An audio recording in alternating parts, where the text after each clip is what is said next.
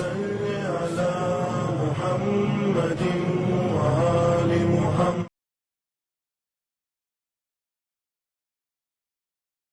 اعوذ باللہ من الشیطان اللعین الرجیم. بسم اللہ الرحمن الرحیم. الحمد للہ رب العالمین والصلاة والسلام علی رسول الکریم وآلہ الطیبین الطاہرین. بسم اللہ الرحمن الرحیم. ان اللہ اشتری من المؤمنین انفسهم واموالهم بان لهم الجنہ یقاتلون فی سبیل اللہ فیقتلون ویقتلون. ارشاد پروردگار عالم ہے کہ بے شک اللہ نے کچھ مومنین سے ان کے نفسوں کو خرید لیا جنت کے بدلے میں. نہ صرف یہ کہ مومنین سے پروردگار عالم نے نفسوں کو اور جان کو خریدا، بلکہ جان کے ساتھ ساتھ ان کے اموال کو بھی خریدا جنت کے بدلے میں.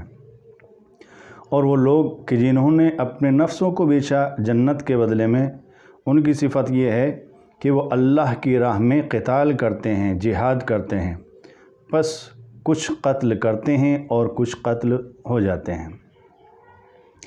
عزیزان گرامی، یہ آیت کربلا کے بہادروں سے متعلق ہے، کربلا کے شہیدوں سے متعلق ہے اور کربلا کے نامداروں سے متعلق ہے. اس آیت میں کربلا والوں کا ذکر کیا گیا ہے اور جناب مسلم کربلا کی ابتدا کا نام ہے. آغاز کربلا، دیباچہ کربلا اور مقدمہ کربلا جناب مسلم علیہ السلام ہیں. تو آج ہم گفتگو کرتے ہیں جناب مسلم علیہ السلام کے حوالے سے. جناب مسلم کون ہیں اور ان کی صفات کیا ہیں؟ جناب مسلم مولا امیر المومنین حضرت علی بن ابی طالب علیہ السلام کے بھتیجے ہیں، جناب عقیل کے بیٹے ہیں. اور جناب عقیل کہ جن کے بارے میں روایتیں بھری ہوئی ہیں کہ جناب عقیل عرب کے اندر عالم انساب، یعنی جو عرب کی نسلوں سے واقف تھے، ان کے بیٹے ہیں جناب مسلم. جناب مسلم علیہ السلام نے خانوادہ اہل بیت طاہرین علیہ السلام میں تربیت پائی. یہاں تک کی تاریخ بتاتی ہے کہ جناب مسلم علیہ السلام کی پہلی خاصیت اور پہلی صفت یہ ہے کہ مولا امیر المؤمنین حضرت علی بن ابی طالب علیہ السلام نے اپنے ہاتھوں سے جناب مسلم کی پرورش کی اور انہیں تعلیم سے آراستہ و پیراستہ کیا. آپ ذرا سوچ سکتے ہیں کہ جس کی تربیت اور تعلیم کا انتظام باب مدینۃ العلم نے خود کیا ہو، اس کے علم کا کیا کہنا ہوگا. لہذا جناب مسلم بہت زیادہ علم رکھنے والے، زہد اور تقوی رکھنے والے، با علم، متقی، با عمل، صاحب کردار شخصیت کا نام ہے جناب مسلم علیہ السلام. بہادری میں اپنی مثال آپ ہیں جناب مسلم، اس لیے کہ بہادری تو ان کے خاندان میں ہے، ان کے رگ و پے میں ہے. جناب مسلم علیہ السلام، اب تاریخ بتاتی ہے کہ جناب مسلم علیہ السلام وہ ذات گرامی کا نام ہے کہ جب ایک وقت ایسا آیا کہ جناب مسلم نے امیر شام معاویہ سے اپنی ایک زمین بیچی. اپنی زمین جناب مسلم نے معاویہ کو بیچی. جب بیچ کر پیسے لے کر گھر آئے تو جناب امام حسن علیہ السلام نے جناب مسلم کو متوجہ کیا کہ زمین زیادہ قیمت والی تھی اور تمہیں قیمت کم دی گئی ہے. یہ سننے کے بعد جناب مسلم علیہ السلام جوش میں آ گئے، ولولے میں آ گئے اور غیظ میں آ گئے اور اپنی تلوار لے کر معاویہ کے دربار میں پہنچ گئے. اب وہاں پر جا کر جناب مسلم نے کہا کہ میں اپنا یہ معاملہ فسخ کرنا چاہتا ہوں، یعنی اس ڈیل کو ختم کرنا چاہتا ہوں، مجھے تمہارے پیسے نہیں چاہیے، میری زمین واپس کریے. تو امیر شام نے کہا کہ نہیں، اب یہ فسخ معاملہ نہیں ہو سکتا ہے. جیسے ہی اس نے کہا کہ میں یہ معاملہ فسخ نہیں کروں گا تو جناب مسلم نے اپنی تلوار کے قبضے پر ہاتھ رکھ لیا اور اس کے بعد جو جی میں آیا وہ امیر شام کو بکنا شروع کر دیا، اور امیر شام تخت پر بیٹھا ہوا سب کچھ سن رہا ہے جو جناب مسلم کہہ رہے ہیں۔ جب کافی دیر تک جناب مسلم اس کو بک چکے اور برا بھلا کہہ چکے تو ایک مرتبہ امیر شام تخت پر بیٹھا بیٹھا ہنسنا شروع کر دیتا ہے۔ اب لوگ سب متوجہ ہوئے اس کی طرف کہ مسلم ہیں، عقیل کا بیٹا ہے کہ جو اسے برا بھلا کہہ رہا ہے، اور یہ تخت پر بیٹھا ہوا نہ یہ کہ اس کو جواب دے بلکہ ہنس رہا ہے الٹا۔ تو اس پر لوگوں نے کہا کہ یہ کون سا معاملہ ہے ہنسنے کا، کیوں ہنس رہے ہو؟ تو امیر شام نے کہا کہ مجھے وہ وقت یاد آیا کہ جب اس کا باپ عقیل میرے پاس آیا تھا اور مجھ سے 10,000 دینار کا مطالبہ کیا تھا، تو میں نے اس سے پوچھا تھا کہ 10,000 دینار کا کیا کرو گے؟ تو عقیل نے کہا تھا کہ میں ایک خاتون سے عقد کروں گا، اپنے لیے ایک زوجہ کا انتخاب کرنا چاہتا ہوں، لہٰذا آپ مجھے 10,000 دینار دیجئے۔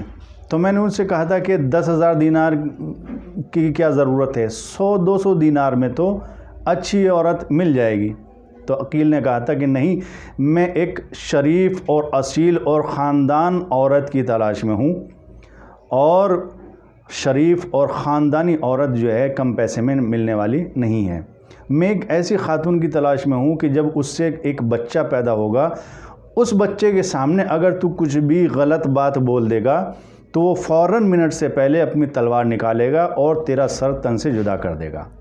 مجھے عقیل کی کہی ہوئی وہ بات آج یاد آ رہی ہے کہ واقعاً جیسے عقیل نے کہا تھا ویسے ہی سچ ثابت ہوا، اور جیسے میں نے جو بات ان کے سامنے کہی ہے اس نے فوراً اپنی تلوار کے قبضے پر ہاتھ رکھ لیا ہے۔ تو یہ بہادری ہے جناب مسلم کی کہ امیر شام کے دربار میں کھڑے ہوئے تلوار کو ہاتھ میں لے کر اور اسے ہی برا بھلا کہہ رہے ہیں۔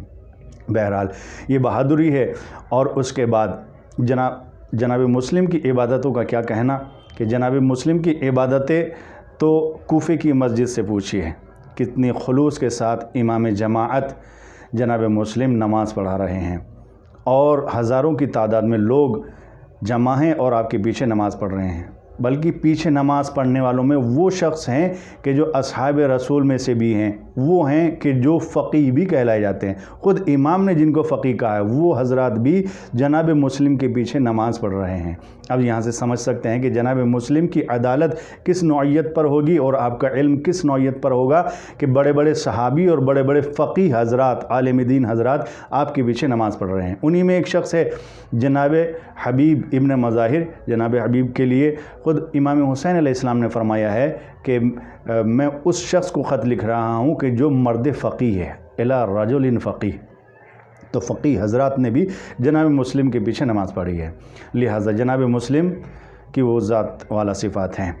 جناب مسلم چونکہ بہادر تھے، شجاع تھے، نڈر تھے اور متقی اور پرہیزگار تھے، لہٰذا پورے خاندان رسالت میں امام حسین علیہ السلام نے اپنا نائب جناب مسلم کو منتخب کیا، اپنا نائب بنا کر کوفے کی طرف روانہ کیا، اور اپنا خط دے کر جناب مسلم کو کوفے والوں کے نام اس میں یہ تحریر فرمایا کہ میں تمہیں اپنے خاندان میں سے ایک ثق شخص کو بھیج رہا ہوں، ایک ایسے انسان کو بھیج رہا ہوں کہ جو ثق ہے، جو سچا ہے، جس کے قول اور فعل میں تضاد نہیں ہو سکتا، جو ایماندار ہے، جو کہے گا وہ سچ کہے گا، جھوٹ نہیں کہہ سکتا، با اعتماد شخص کو بھیج رہا ہوں۔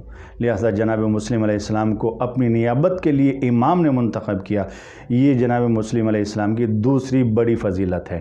اور اسی کے ساتھ ساتھ مولا کائنات امیر المؤمنین نے اپنی بیٹی جناب رقیہ کی شادی جناب مسلم سے کی۔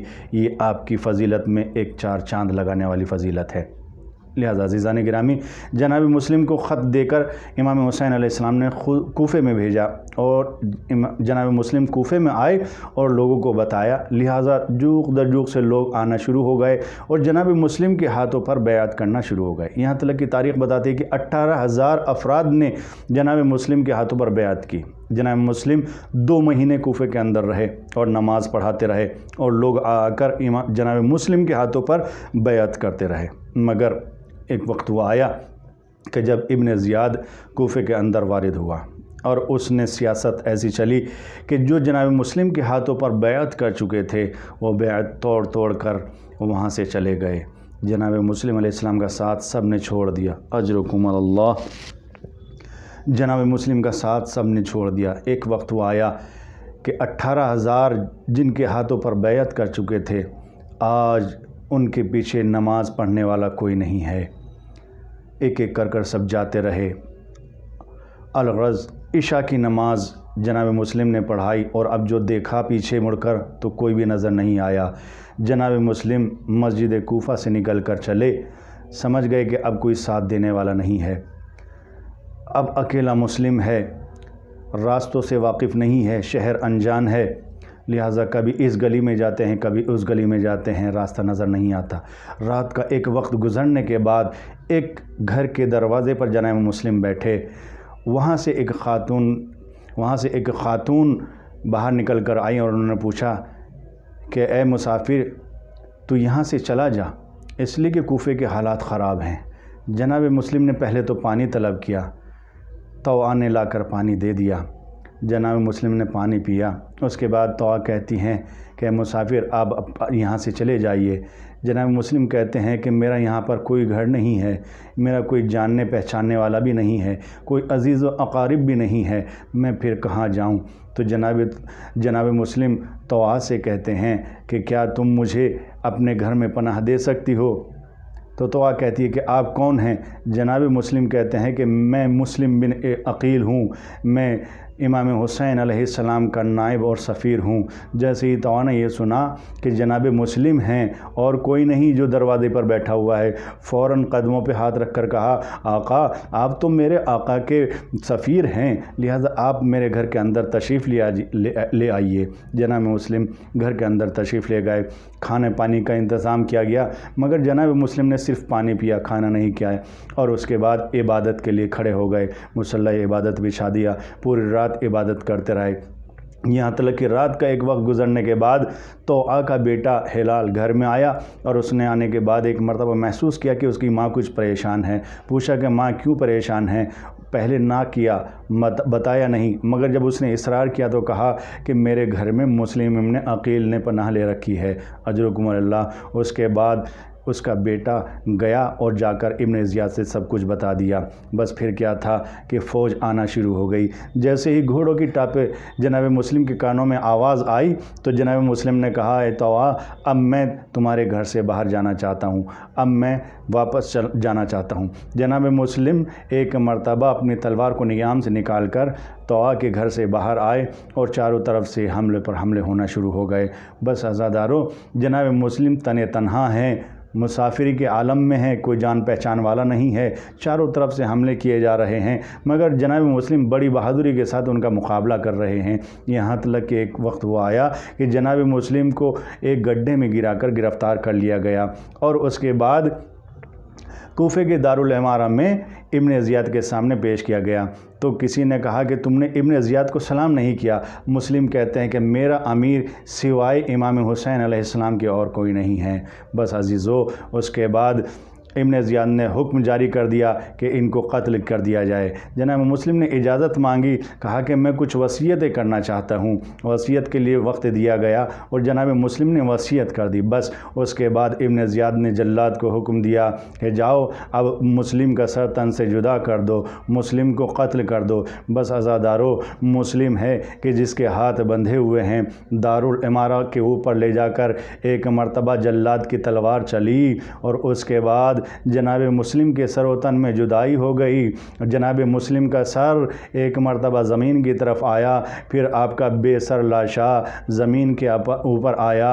بس عزادارو، اس کے بعد کوفے کی گلیوں میں جناب مسلم کے لاشے کے پیر میں ایک مرتبہ بچوں نے رسیاں باندھ کر پھرانا شروع کیا۔ یہ وہ مظلوم ہے کہ جس کے قتل ہونے کے بعد اس کے لاشے کو گلیوں میں پھرایا گیا۔ الا لعنت اللہ علی القوم الظالمین وسیعلم الذین ظلموا ای منقلب ینقلبون۔